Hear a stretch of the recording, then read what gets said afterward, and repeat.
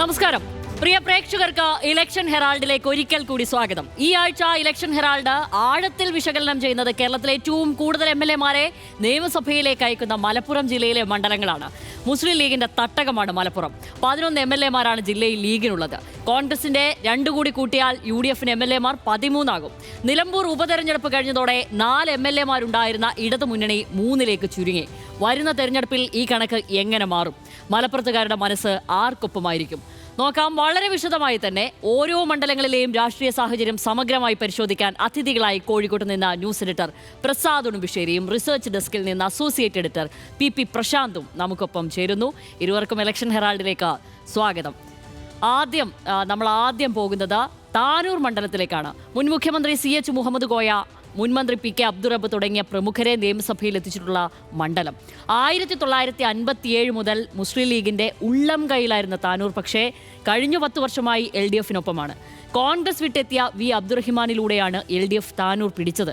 2008-ലെ പുനർനിർണയത്തിൽ മണ്ഡലത്തിലുണ്ടായ മാറ്റങ്ങളും LDF-നെ ഇതിന് സഹായിച്ചു.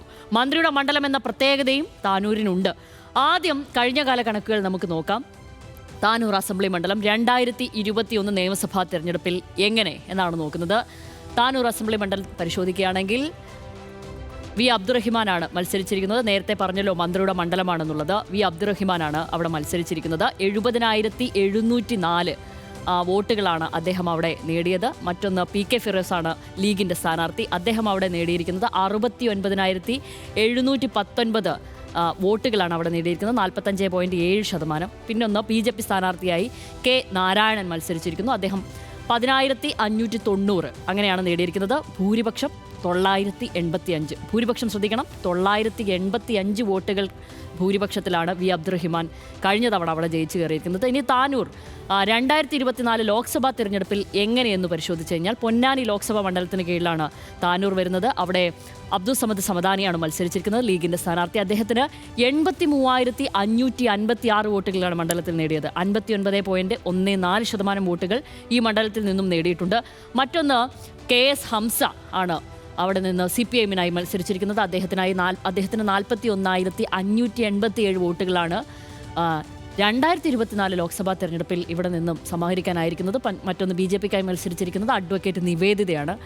14,861 വോട്ടുകൾ. ഇതാണ് 2024 ലോക്സഭാ തെരഞ്ഞെടുപ്പിൻ്റെ ഒരു ചിത്രം എന്നുള്ളത്. ഇനി നമ്മൾ നേരെ തദ്ദേശ തെരഞ്ഞെടുപ്പിലെ ചിത്രം പരിശോധിക്കുകയാണെങ്കിൽ താനൂർ മുനിസിപ്പാലിറ്റി അത് UDF-നൊപ്പമാണ് നിൽക്കുന്നത്. UDF-ന് 31, NDA-ക്ക് 8 അങ്ങനെയാണുള്ളത്. 2020-ലും UDF ഒപ്പം തന്നെയായിരുന്നു നിന്നിരുന്നത്. അത് കഴിഞ്ഞാൽ നമ്മൾ പരിശോധിക്കുന്നത് പഞ്ചായത്തുകൾ ആർക്കൊപ്പം നിൽക്കുന്നു എന്ന് പരിശോധിച്ച് കഴിഞ്ഞാൽ UDF-നൊപ്പം 3 പഞ്ചായത്തുകൾ, LDF-നൊപ്പം 1 പഞ്ചായത്ത്, മറ്റുള്ളവ 1. 2025-ലെ തദ്ദേശ തെരഞ്ഞെടുപ്പിൻ്റെ ചിത്രമാണിത്. UDF-നൊപ്പം 3 പഞ്ചായത്ത്, LDF-നൊപ്പം 1 പഞ്ചായത്ത് നിൽക്കുമ്പോൾ മറ്റുള്ളവരൊപ്പം 1 പഞ്ചായത്ത് നിന്നിരിക്കുന്നു. ഇതിൽ പ്രധാനപ്പെട്ട പഞ്ചായത്തുകൾ ഏതൊക്കെയാണെന്ന് പരിശോധിച്ച് കഴിഞ്ഞാൽ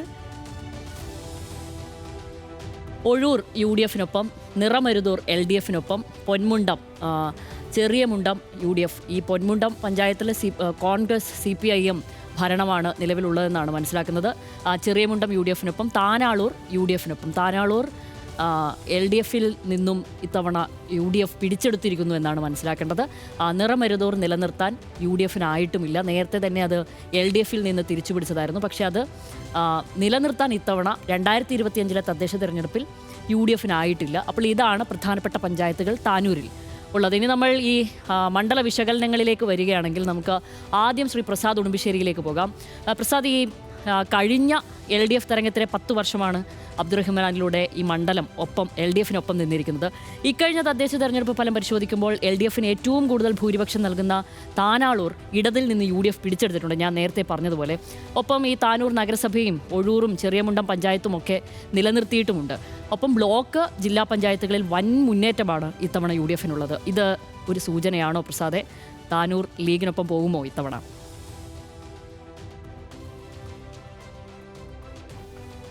ശബരി, നമ്മളിത് പറയുമ്പോൾ ശബരി തുടക്കത്തിൽ പറയുന്നത് പോലെ തന്നെ ലീഗിന് വലിയ സ്വാധീനമുള്ള ഒരു ജില്ലയെക്കുറിച്ചാണ് നമ്മൾ പറഞ്ഞു തുടങ്ങുന്നത്. അതിൻ്റെ ഒരു സ്റ്റാറ്റിക്സ് എന്ന് പറയുമ്പോൾ 94 പഞ്ചായത്തുകളിൽ 90 എണ്ണവും UDF-നൊപ്പം നിൽക്കുന്ന, 15 ബ്ലോക്ക് പഞ്ചായത്തുകളിൽ 14 എണ്ണവും UDF-നൊപ്പം നിൽക്കുന്ന, 12 നഗരസഭകളിൽ 11 എണ്ണവും UDF-നൊപ്പം നിൽക്കുന്ന, 33 ജില്ലാ പഞ്ചായത്ത് ഡിവിഷനുകളിൽ 33 UDF-നൊപ്പം നിൽക്കുന്ന മലപ്പുറത്തെക്കുറിച്ചാണ് നമ്മൾ പറഞ്ഞുകൊണ്ടിരിക്കുന്നത്. ഇനി താനൂരിലേക്ക് വന്നു കഴിഞ്ഞാൽ, താനൂര് കഴിഞ്ഞ 2 ടേമായി 2016-ലും 2021-ലും അവിടെ അബ്ദുറഹിമാനാണ് ജയിച്ചുകൊണ്ടിരിക്കുന്നത്. അതുകൊണ്ട് തന്നെ ഇത്തവണ അത് നിലനിർത്താൻ കഴിയുമെന്നൊരു പ്രതീക്ഷ LDF-നുണ്ട്. അതിനവരൊരു പ്രധാനപ്പെട്ട കാരണം എന്ന് പറയുന്നത് അബ്ദുറഹിമാന്റെ മന്ത്രി എന്ന നിലയിലും MLA എന്ന നിലയിലും ആ മണ്ഡലത്തിൽ നടത്തിയിട്ടുള്ള പ്രവർത്തനങ്ങളും അദ്ദേഹത്തിന്റെ ഇടപെടലുകളുമാണ്. അബ്ദുറഹിമാൻ 2016-ൽ അവിടെ പറഞ്ഞ പോലെ CH ആദ്യമായി മത്സരിച്ച മണ്ഡലമാണ് താനൂര്. അതോടൊപ്പം തന്നെ അഹമ്മദ് ഏറെക്കാലം ജയിച്ച മണ്ഡലമാണ്. അങ്ങനെ മുസ്ലിം ലീഗിന്റെ സമുന്നതരായ വലിയ നേതാക്കന്മാർ പ്രതിനിധീകരിച്ച ഒരു മണ്ഡലമാണ്. അപ്പോൾ ആ മണ്ഡലം മുസ്ലിം ലീഗിനെ സംബന്ധിച്ചിടത്തോളം അത് നിലനിർത്തുക, തിരിച്ചു പിടിക്കുക എന്നുള്ളത് അവരുടെ അഭിമാന പ്രശ്നമായിട്ട് കാണുന്ന ഒരു മണ്ഡലം കൂടിയാണ്. താനൂരിൽ 2016-ൽ വന്ന് അബ്ദുറഹിമാൻ രണ്ടത്താണിയാണ് എതിർ സ്ഥാനാർത്ഥി. അവിടെ വിഭാഗീയതകൾ ഉണ്ടായിരുന്നു. ആ വിഭാഗീയത അവസരമായി വന്നു. അതുപോലെ അബ്ദുറഹിമാൻ കോൺഗ്രസിൽ നിന്ന് വന്ന LDF-ലേക്ക് വന്ന ഒരു നേതാവാണ്. അപ്പോൾ അദ്ദേഹത്തിന് കോൺഗ്രസിലുണ്ട്. അവിടെ ലീഗ് വിരുദ്ധരായ കോൺഗ്രസ് ഉള്ള ആളുകളുടെ വോട്ട്, അതോടൊപ്പം തന്നെ ലീഗിലെ വിഭാഗീയത, അത്തരം കാര്യങ്ങളൊക്കെ അബ്ദുറഹിമാന് ഗുണകരമായി മാറി. അങ്ങനെയാണ് 4000-ലധികം 5000 താഴെ വോട്ടിന് അബ്ദുറഹിമാൻ 2016-ൽ വിജയിക്കുന്നത്. പിന്നീട് 2021-ലേക്ക് വന്നപ്പം നമ്മൾ പറയുന്നത് പോലെ തീപാറും പോരാട്ടം എന്നൊക്കെ പറയുന്നത് പോലെ തന്നെയാണ് അവിടെ നടന്നത്. 985 വോട്ടിനാണ് അബ്ദുറഹിമാൻ ജയിച്ചത്. PK ഫിറോസ് ആയിരുന്നു എതിരാളി. പക്ഷേ അന്ന് അബ്ദുറഹിമാനെതിരെ അവിടെ ആ മണ്ഡലത്തിൽ തൊട്ട് മണ്ഡലത്തിൽ SDPI വെൽഫെയർ പാർട്ടിയൊക്കെ മത്സരിച്ചിരുന്നുവെങ്കിൽ 2021-ൽ ഇവരാരും തന്നെ ഉണ്ടായിരുന്നില്ല. അപ്പോൾ ആ മത്സരം അത്രത്തോളം നെക്ക് ടു നെക്കായി നിന്ന ഒരു മത്സരത്തിലായിരുന്നു അബ്ദുറഹിമാൻ ജയിച്ചത്. അവിടെ നിന്നാണ് ലോക്സഭാ തെരഞ്ഞെടുപ്പാണെങ്കിലും തദ്ദേശ തെരഞ്ഞെടുപ്പിലാണെങ്കിലും വലിയ നേട്ടം UDF-ന് ഉണ്ടായിട്ടുള്ളത്. അവിടെ ഇപ്പം നമ്മൾ നേരത്തെ പറഞ്ഞതുപോലെ ഈ പഞ്ചായത്തുകളെല്ലാം, ചില പഞ്ചായത്തുകളിൽ വലിയ നേട്ടം ഉണ്ടാകുന്നു, ബ്ലോക്ക് പഞ്ചായത്തുകളിൽ വലിയ നേട്ടം ഉണ്ടാകുന്നു. അത് നിലനിർത്തുക എങ്ങനെയാണ് അബ്ദുറഹിമാനെ നിലനിർത്താൻ കഴിയുക എന്നുള്ളത് അദ്ദേഹത്തുമായി ബന്ധപ്പെട്ട ആളുകളൊക്കെ പറയുന്നത് ഈ നേരത്തെ ഞാൻ പറഞ്ഞതുപോലെ അവരുടെ പ്രവർത്തനങ്ങൾ തന്നെയാണ്. രണ്ടാമത് അബ്ദുറഹിമാൻ ഇപ്പം പൊന്മുണ്ടം പഞ്ചായത്തിൽ ഇപ്പോഴും അവിടെ ലീഗും കോൺഗ്രസും എതിരായി നിൽക്കുന്നു. അവിടെ ഒരു ജനകീയ മുന്നണിയായിട്ടാണ് അവിടെ പഞ്ചായത്ത് നിലനിൽക്കുന്നത്. അപ്പം അത്തരം സാധ്യതകൾ കൂടി അവർക്ക് വരും. പിന്നീട് ഈ പറയുന്നത് പോലെ ലീഗിനെ സംബന്ധിച്ചിടത്തോളം ആണെങ്കിൽ അവിടെ മിക്കവാറും അഷറഫ് അലിയോ അല്ലെങ്കിൽ അവരുടെ ഫൈസൽ ബാബുവോ യൂത്ത് ലീഗിന്റെ ദേശീയ നേതാക്കളോ ആയിരിക്കും മത്സരിക്കുക. അപ്പം യൂത്ത് ലീഗിനെ സംബന്ധിച്ചിടത്തോളം അതെങ്ങനെയും ആ മണ്ഡലം തിരിച്ചു പിടിക്കുക എന്നുള്ളത് അവരുടെ പ്രധാന പ്രശ്നമായി മാറിയിട്ടുണ്ട്. അപ്പം നല്ലൊരു പോരാട്ടം, നമുക്ക് അവിടെ ആര് ജയിക്കും തോൽക്കുമെന്നൊന്നും നമുക്കിപ്പോൾ പ്രവചിക്കാൻ കഴിയില്ല. കാരണം കഴിഞ്ഞ 2 ടൈമിലും അവിടെ അബ്ദുറഹിമാൻ വിജയിച്ചതാണ്. പക്ഷെ കഴിഞ്ഞ തവണ അദ്ദേഹത്തിന് 1000-ൽ താഴെ മാത്രമേ ഭൂരിപക്ഷം ഉണ്ടായിരുന്നുള്ളൂ. അപ്പം ഇത്തവണ ഒരു നല്ല മത്സരം ഉണ്ടാകും. പക്ഷെ പൊതുവെ അന്തരീക്ഷത്തിൽ UDF-ന് അവിടെ വലിയ നേട്ടം, ആ ജില്ലയിൽ ഞാൻ നേരത്തെ തുടക്കത്തിൽ പറഞ്ഞതുപോലെ വലിയ നേട്ടം ഉണ്ടാക്കാൻ കഴിഞ്ഞതുകൊണ്ട് കൂടുതൽ പ്രതീക്ഷ മുസ്ലിം ലീഗിന് വെക്കാൻ കഴിയും എന്നുള്ളത് കൂടിയാണ് നമുക്ക് പറയാനുള്ളത്. ശരി, അപ്പോൾ ശ്രീ പ്രശാന്ത്, ഇത്തവണ തദ്ദേശ തെരഞ്ഞെടുപ്പിലെ UDF തരംഗത്തിലും ഇടതിൽ നിന്ന് പിടിച്ചെടുത്ത നിറമരുതൂരൊന്നും UDF-ന് അവിടെ നിലനിർത്താനായിട്ടില്ല എന്നുകൂടിയുണ്ട്. ഇതിനൊരു മറുവശം പറയുമ്പോൾ പിന്നെ ഈ പൊന്മുണ്ടം പോലെയുള്ള പഞ്ചായത്തിലെ കാര്യം ഇപ്പോൾ പ്രസാദ് പറയുകയും ചെയ്തു. അപ്പോൾ തരംഗത്തിലും അപ്പോൾ ഇടതു മനസ്സ് മണ്ഡലത്തിലുണ്ട് എന്നപ്പോൾ പറയാമോ? പ്രത്യേകിച്ച് ഈ പറയുന്നത് പോലെ 1000-ൽ താഴെ ഭൂരിപക്ഷം മാത്രമാണ് ഉള്ളത്. 985 വോട്ടിൻ്റെ ഭൂരിപക്ഷത്തിലാണ് അബ്ദുറഹിമാൻ അവിടെ നിന്ന് ജയിച്ചു കയറുന്നത്. അപ്പോൾ ഇതിൽ 2016-ൽ ഇതല്ലായിരുന്നു, അങ്ങനെ ഇതിനേക്കാൾ ഭൂരിപക്ഷം അവിടെ ഉണ്ടാകുകയും ചെയ്തിരുന്നു. അപ്പോൾ ഇപ്പോഴും മണ്ഡലത്തിൽ ഒരു ഇടതു മനസ്സ് ഉണ്ട് എന്ന് നമുക്ക് പറയാമോ ഈ ഘട്ടത്തിൽ? ഇടതു മനസ്സുണ്ട് എന്ന് പറയുന്നതിലുപരിയായിട്ട് അബ്ദുറഹിമാൻ ചെയ്തിട്ടുള്ള കുറേ വികസന പ്രവർത്തനങ്ങൾ വളരെ പോസിറ്റീവായിട്ട് എടുത്തു പറയേണ്ട സംഭവമുണ്ട്. ഒന്നുമില്ലെങ്കിൽ മത്സ്യത്തൊഴിലാളി മേഖലകളിലുള്ള വികസനവും, ദേവദാർ ഒരു മേൽപ്പാലം, പിന്നെ അതുപോലുള്ള പല വികസന പ്രവർത്തനങ്ങളും പോസിറ്റീവായിട്ടുള്ളൊരു ഘടകമായിട്ട് വരുന്നുണ്ട്.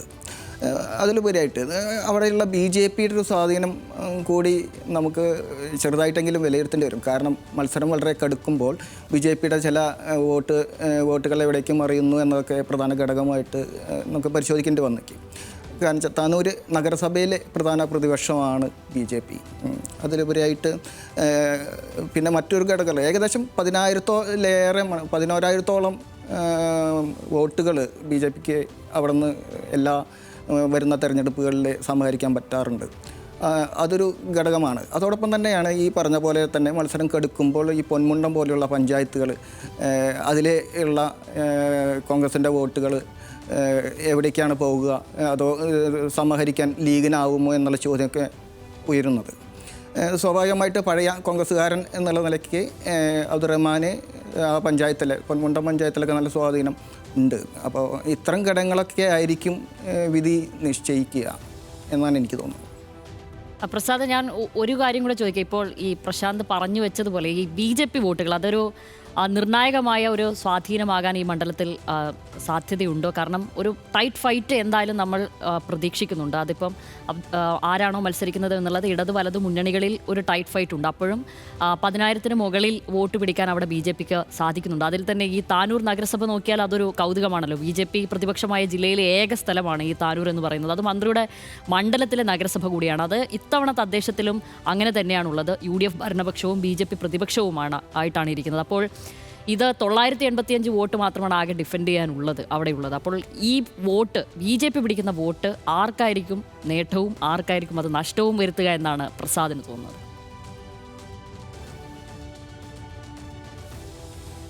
ഇതിനകത്ത് BJP വോട്ട് കൂടുതലും BJPയുടെ വോട്ട് അവിടെ വർദ്ധിച്ചു വരുന്നു എന്നുള്ളതാണ് വസ്തുത. അപ്പം BJP 2 UDFിൽ നിന്നും LDFിൽ നിന്നും വോട്ട് പിടിക്കുന്നുണ്ട്. അതിൽ കൂടുതൽ നഷ്ടം LDFിൽ നിന്ന് തന്നെയാണ് നമുക്ക് മനസ്സിലാക്കാൻ കഴിയുന്നത്. അപ്പം BJP എത്രത്തോളം കൂടുതൽ വോട്ട് പിടിക്കുന്നോ സത്യത്തിൽ അവിടെ UDFിനെ അവിടെ അത് ഗുണം ചെയ്യും എന്നുള്ളതാണ്. കാരണം അത് LDFിൽ നിന്നാണ് കൂടുതൽ വോട്ട് BJPയിലേക്ക് പോയിക്കൊണ്ടിരിക്കുന്നത് അവിടുത്തെ ഒരു സാഹചര്യങ്ങൾ വെച്ച് നോക്കുമ്പോൾ. പക്ഷേ UDFിൽ നിന്നും വോട്ടുകൾ BJPയിലേക്ക് പോകുന്നുണ്ട്. തദ്ദേശ നിയമസഭാ തെരഞ്ഞെടുപ്പ് വരുമ്പോൾ നേരത്തെ പറഞ്ഞതുപോലെ വലിയ തോതിൽ ഉള്ള ഇപ്പം അബ്ദുറഹിമാൻ്റെ ഒരു പ്രത്യേകത എന്ന് പറയുന്നത് അവിടുത്തെ എല്ലാ വിഭാഗം ജനങ്ങളുടെ ഇടയിലും സ്വാധീനമുള്ള ഒരു നേതാവാണ്. അപ്പം അദ്ദേഹം കഴിഞ്ഞ 2 തവണയും അതിൽ നിന്നു. ഇപ്പോൾ പ്രശാന്ത് പറഞ്ഞതുപോലെ ആ മണ്ഡലത്തിൽ ചെയ്തിട്ടുള്ള വികസന പ്രവർത്തനങ്ങൾ, ഇതിപ്പം തീരദേശ മേഖലയാണെങ്കിലും അതല്ലാത്ത സ്ഥലങ്ങളിലാണെങ്കിലും ഒട്ടേറെ കാര്യങ്ങൾ അവർക്ക് ചെയ്യാൻ കഴിഞ്ഞിട്ടുണ്ട്. അവർ തന്നെ അവകാശപ്പെടുന്നത് 2,000-ലധികം കോടി രൂപയുടെ വികസന പ്രവർത്തനങ്ങൾ ആ മണ്ഡലത്തിൽ ചെയ്യാൻ കഴിഞ്ഞു എന്നുള്ളതാണ്. അപ്പം എല്ലാ വിഭാഗം ജനങ്ങൾക്കും വികസനം എത്തിക്കാൻ കഴിഞ്ഞു എന്നൊരു ആത്മവിശ്വാസം അബ്ദുറഹിമാനുണ്ട്. അതുകൊണ്ട് തന്നെ അതിനകത്ത് രാഷ്ട്രീയ വ്യത്യാസമില്ലാതെ കൂടുതൽ വോട്ടുകൾ സമാഹരിക്കാൻ അദ്ദേഹത്തിന് കഴിയുമെന്നുള്ളതാണ് അദ്ദേഹത്തിന്റെ വിശ്വാസം. പക്ഷേ നേരത്തെ പറഞ്ഞാൽ BJP പ്രതീക്ഷിച്ചതിലും കൂടുതൽ വോട്ട് നേടുകയാണെങ്കിൽ അത് സ്വാഭാവികമായും UDFിനായിരിക്കും അവർക്ക് ഒരു വിജയസാധ്യത നോക്കുമ്പോൾ ഗുണം ചെയ്യുക. ശരി, വ്യക്തമാണ്. എന്തായാലും അതാണ് താനൂരിൻ്റെ ഒരു ചിത്രവും ഒരു വിശകലനവുമായി മുന്നോട്ട് വെക്കാനുള്ളത്. മറ്റൊന്ന്, ഇനി നമ്മൾ അടുത്ത മണ്ഡലത്തിലേക്ക് പോയാൽ നിലമ്പൂരിലേക്കാണ് പോകുന്നത്. നിലമ്പൂർ പറയുമ്പോൾ നിയമസഭാ തെരഞ്ഞെടുപ്പുകളിൽ ഏറെയും കോൺഗ്രസിനൊപ്പം നിന്ന ചരിത്രമാണ് നിലമ്പൂർ മണ്ഡലത്തിനുള്ളത്. മുൻമന്ത്രി ആര്യാടൻ മുഹമ്മദ് തുടർച്ചയായി 6 വട്ടം ഇവിടെ നിന്ന് തെരഞ്ഞെടുക്കപ്പെട്ടിട്ടുണ്ട്. എന്നാൽ 2016-ലും 2021-ലും സ്വതന്ത്ര പരീക്ഷണത്തിലൂടെ LDF ഈ മണ്ഡലം തിരിച്ചുപിടിച്ചു. പക്ഷേ CPM-നോടും മുഖ്യമന്ത്രി പിണറായി വിജയനോടും കലഹിച്ച് PV അൻവർ രാജിവെച്ചതോടെ വീണ്ടും ചിത്രം മാറുകയാണ് ഉണ്ടായത്. കഴിഞ്ഞ വർഷം നടന്ന ഒരു ഉപതെരഞ്ഞെടുപ്പിൽ കോൺഗ്രസ് ആര്യാടൻ ഷൗക്കത്തിലൂടെ മണ്ഡലം തിരിച്ചുപിടിക്കുകയും ചെയ്തു. ഇക്കുറി നിലമ്പൂരിൽ മത്സരിക്കുന്നില്ലെങ്കിലും അൻവർ പ്രഭാവം എങ്ങനെ സ്വാധീനിക്കുമെന്ന് ഇവിടെ നമ്മൾ ഉറ്റുനോക്കുകയാണ്. ഉപതെരഞ്ഞെടുപ്പിൽ അദ്ദേഹം 20,000-ഓളം വോട്ടുകൾ പിടിച്ചിരുന്നു എന്നതും ശ്രദ്ധേയം തന്നെയാണ്. അപ്പോൾ നിലമ്പൂർ അസംബ്ലി മണ്ഡലം 2025 നിയമസഭ ഉപതെരഞ്ഞെടുപ്പിൽ എങ്ങനെയായിരുന്നു എന്ന് നോക്കാൻ, നേരത്തെ പറഞ്ഞതുപോലെ ആര്യാടൻ ഷൗക്കത്താണ് അവിടെ വിജയിച്ചിരുന്നത്. ഇന്ത്യൻ നാഷണൽ കോൺഗ്രസിനായി മത്സരിച്ചിരുന്ന ആര്യാടൻ ഷൗക്കത്ത്, അദ്ദേഹം 77,737 വോട്ടുകളാണ് ഈ 2025 നിയമസഭാ ഉപതെരഞ്ഞെടുപ്പിൽ അദ്ദേഹം നേടിയിരുന്നത്. സ്വരാജ് ആയിരുന്നു ശക്തനായ സ്ഥാനാർത്ഥി തന്നെയായിരുന്നു ഇടതുമുന്നണിയും നിർത്തിയിരുന്നത്. അദ്ദേഹം അവിടെ 66,660 വോട്ടുകളാണ് നേടിയിരിക്കുന്നത്. പിന്നീട് മറ്റൊന്ന്, കലഹിച്ച് പുറത്തുപോയ അൻവർ അവിടെ മത്സരിക്കുകയുണ്ടായി. അദ്ദേഹം 19,760 വോട്ടുകളാണ് അവിടെ നിന്ന് നേടിയത്. അപ്പോൾ 11,077 വോട്ടിൻ്റെ ഭൂരിപക്ഷത്തിൽ ആര്യാടൻ ഷൗക്കത്ത് ആ മണ്ഡലം LDFിൽ നിന്നും തിരിച്ചുപിടിക്കുകയാണ് ഉണ്ടായിരുന്നത്. അപ്പോൾ കഴിഞ്ഞ 10 വർഷമായി അൻവറിലൂടെ അത് LDF ആ മണ്ഡലം ഇടതുമുന്നണിയിലേക്ക് എത്തിച്ചിരുന്നുവെങ്കിലും ആര്യാടൻ ഷൗക്കത്തിൽ കൂടെ ഒരു തിരിച്ചുപിടിക്കുകയാണ് ഉണ്ടായത്. ഇനി നമ്മൾ 2021 നിയമസഭാ തെരഞ്ഞെടുപ്പ് പരിശോധിക്കുകയാണെങ്കിൽ PV അൻവറായിരുന്നു അവിടെ ഇടതു സ്വതന്ത്രനായി മത്സരിച്ചിരിക്കുകയായിരുന്നു. അദ്ദേഹം 81,227 വോട്ടുകളാണ് അദ്ദേഹം സമാഹരിച്ചത്. അതായത് 46.9% വോട്ടുകൾ അവിടെ നിന്നും നേടിയിട്ടുണ്ട്. മറ്റൊന്ന്, UDF സ്ഥാനാർത്ഥിയായി VV പ്രകാശായിരുന്നു വന്നിരുന്നത്. അന്ന് 2021 അദ്ദേഹം അവിടെ 78,527 വോട്ടുകളാണ് നേടിയത്, 45.34%. പിന്നെ മറ്റൊന്ന്, BJPക്കായി മത്സരിച്ചിരുന്നത് TK അശോക് കുമാറാണ്. അദ്ദേഹം അവിടെ 8,595 വോട്ടുകളാണ് അവിടെ നേടിയിരുന്നത്. ഇനി നമ്മൾ നിലമ്പൂർ അസംബ്ലി മണ്ഡലത്തിലെ ലോക്സഭ ചിത്രം പരിശോധിക്കുകയാണെങ്കിൽ 2024 ലോക്സഭാ തെരഞ്ഞെടുപ്പ് ചിത്രം പരിശോധിക്കുകയാണെങ്കിൽ വയനാട് ലോക്സഭാ മണ്ഡലത്തിന് കീഴിലാണ് ഈ നിലമ്പൂർ വരുന്നത്. നമുക്കറിയാം രാഹുൽ ഗാന്ധിയായിരുന്നു അന്ന് അവിടെ മത്സരിച്ചിരുന്നത്. അദ്ദേഹം 99,325 വോട്ടുകളാണ് നേടിയിരുന്നത്. ആനി രാജയായിരുന്നു CPI സ്ഥാനാർത്ഥിയായിരുന്നു അവിടെ എതിർ സ്ഥാനാർത്ഥിയായി മത്സരിച്ചിരുന്നത്. 42,962 വോട്ടുകളാണ് ആനി രാജ അവിടെ നിന്ന് നേടിയത്. പിന്നൊന്ന് K സുരേന്ദ്രൻ ആയിരുന്നു മത്സരിച്ചിരുന്നത് BJPക്കായി. അദ്ദേഹം 17,520 വോട്ടും ഈ നിലമ്പൂർ മണ്ഡലത്തിൽ നിന്നും നേടിയിട്ടുണ്ട് എന്നുള്ളതാണ്. ഇനി നമ്മൾ നിലമ്പൂർ 2024 ലോക്സഭാ ഉപതെരഞ്ഞെടുപ്പിലേക്ക് പോവുകയാണെങ്കിൽ ഉപതെരഞ്ഞെടുപ്പിൽ പ്രിയങ്കാ ഗാന്ധിയായിരുന്നു മത്സരിച്ചിരുന്നത്. നമുക്ക് എല്ലാവർക്കും അറിയാവുന്ന കാര്യം തന്നെയാണ്. പ്രിയങ്കാ ഗാന്ധി അവിടെ 95,043 വോട്ടുകൾ നേടി 67.77% വോട്ടുകൾ അവിടെ നിന്നും സമാഹരിച്ചിട്ടുണ്ട്. മറ്റൊന്ന് സത്യൻ മൊകേരിയായിരുന്നു മത്സരിച്ചിരുന്നത് CPIക്ക് വേണ്ടി. അദ്ദേഹം 29,911 വോട്ടുകൾ നേടി. BJPക്കായി നവ്യ ഹരിദാസാണ് മത്സരിച്ചിരുന്നത്. അന്ന് 13,555 വോട്ടുകളാണ് നേടിയത്. ഇതാണ് 2024 ലോക്സഭാ ഉപതെരഞ്ഞെടുപ്പിലെ ചിത്രം. അന്ന് നിലമ്പൂർ മണ്ഡലത്തിൽ നിന്ന് ഇവർ ഇത്രയും വോട്ടുകളാണ് നേടിയിരുന്നത്. ഇനി നമ്മൾ തദ്ദേശ തെരഞ്ഞെടുപ്പിൻ്റെ കണക്കുകൾ പരിശോധിച്ച് കഴിഞ്ഞാൽ നിലമ്പൂർ മുനിസിപ്പാലിറ്റി UDFനൊപ്പമാണ്. 26 സീറ്റുകളാണുള്ളത്, LDFന് 6. അങ്ങനെയായിരുന്നു അതിൻ്റെ. 2020 LDFനൊപ്പമാണ് നിന്നിരുന്നത്. ഇനി പ്രധാന പഞ്ചായത്തുകൾ UDFനൊപ്പം 7 പഞ്ചായത്തുകൾ നിൽക്കുന്നു എന്നുള്ളതാണ് കണക്കുകൾ പരിശോധിക്കുമ്പോൾ വരുന്നത്. ഇനി പ്രധാന പഞ്ചായത്തുകൾ ആർക്കൊപ്പം, UDFനൊപ്പമുള്ള പഞ്ചായത്തുകൾ ഏതൊക്കെയാണെന്ന് പരിശോധിച്ച് കഴിഞ്ഞാൽ വഴിക്കടവ്, മൂത്തേടം, എടക്കര, പോത്തുകല്ല്, ചുങ്കത്തറ, കരുളായി, അമരമ്പലം, അങ്ങനെ 7 പഞ്ചായത്തുകൾ തദ്ദേശ തെരഞ്ഞെടുപ്പിൽ UDFനൊപ്പം നിൽക്കുന്നു എന്നുള്ളതാണ്. ഇനി ഇതിൻ്റെ മണ്ഡലത്തിൻ്റെ വിശകലനത്തിലേക്ക് വരികയാണെങ്കിൽ ആദ്യം തന്നെ ഞാൻ പ്രസാദ് ഉടുമ്പശ്ശേരിയിലേക്ക് തന്നെയാണ് പോകുന്നത്. പ്രസാദ്, ആര്യടൻ മുഹമ്മദിലൂടെ UDF കൊത്തളമായി തന്നെ പരിണമിച്ച ഒരു മണ്ഡലം അൻവറിലൂടെയാണ് ഇടതുമുന്നണി വരുതിയിലാക്കുന്നത്. അപ്പോൾ അൻവർ പിണങ്ങി പിരിഞ്ഞു പോയതോടെ ആര്യടൻ ഷൗക്കത്തിലൂടെ മണ്ഡലം തിരിച്ചുപിടിച്ചു UDF. മണ്ഡലം ഇത്തവണ ചുവക്കാനുള്ള സാധ്യത ഉണ്ടോ?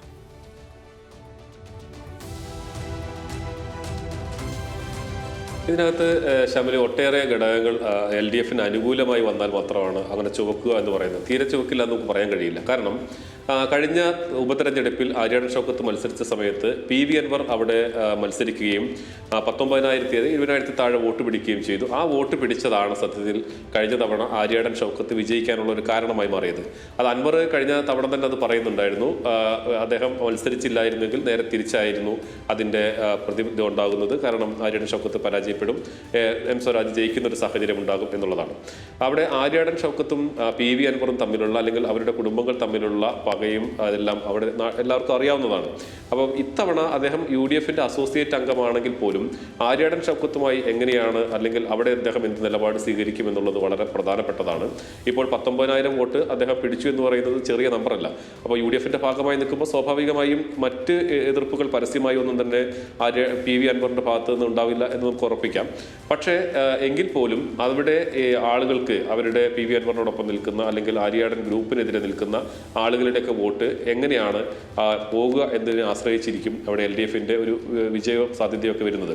ഇപ്പം ഷറഫലിയെ സംബന്ധിച്ചിടത്തോളം അദ്ദേഹത്തെ അവിടെ സ്ഥാനാർത്ഥിയാക്കി ഏറെക്കുറെ നിശ്ചയിച്ചിട്ടുള്ളത് ഷറഫലി തന്നെയായിരിക്കും LDFന്റെ സ്ഥാനാർത്ഥി എന്നുള്ളതാണ്. അപ്പോൾ അദ്ദേഹത്തിന് ആ മണ്ഡലത്തിലുള്ള സ്വാധീനം പിന്നീട് ഈ പറയുന്നത് പോലെ ഇത്തരം ഘടകങ്ങളെല്ലാം കൂടി അനുകൂലമായി വരികയാണെങ്കിൽ സ്വാഭാവികമായും LDFന് പ്രതീക്ഷ വെക്കാം. പക്ഷേ UDFനെ സംബന്ധിച്ചിടത്തോളം അവർക്ക് നിലനിർത്താൻ കഴിയുന്ന ഒട്ടേറെക്കാർ, ഒരു 100-ലേറെ കാരണങ്ങൾ അവർക്ക് എടുത്തു പറയാം. ഇപ്പോൾ നിലമ്പൂർ നഗരസഭ കഴിഞ്ഞ തവണ LDFന്റേതായിരുന്നു. അത് അൻവർ വന്നതോടുകൂടി അത് തിരിച്ചു വരാൻ അവർക്ക് കഴിഞ്ഞിട്ടുണ്ട്. അൻവർ ഇരുന്നാൽ അല്ലാതെ തന്നെ UDFനോട് സ്വാധീനമുണ്ട്.